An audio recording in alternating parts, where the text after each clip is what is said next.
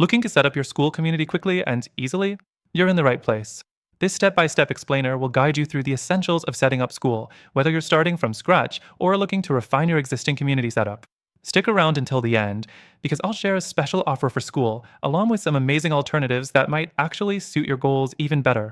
First, once you've logged into your Skool account, head to the Communities section. If you're just starting out, click the Create New Community button. You'll be prompted to name your community and set a brief description.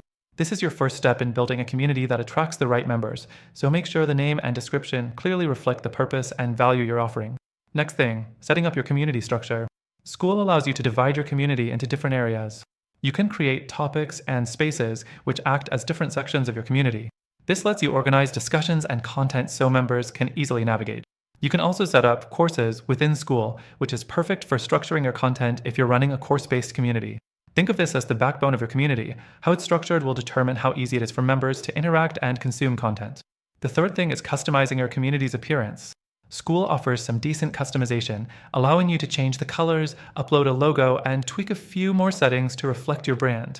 This is an important step because a well-branded community builds trust with your members. But remember, while customization is nice, Skool's options are somewhat limited compared to some other platforms. If you're looking for deep customization or an advanced user experience, you may find yourself restricted in this area. Moving on to managing members. Skool has tools that allow you to manage user roles and permissions. You can decide who gets access to what content and even set up membership tiers. This is great if you're offering exclusive content to certain members, but it's worth noting that Skool's membership management features are not as flexible as some competitors. Some alternatives allow you to run more complex systems with advanced automation and membership restrictions, which may be important depending on your needs.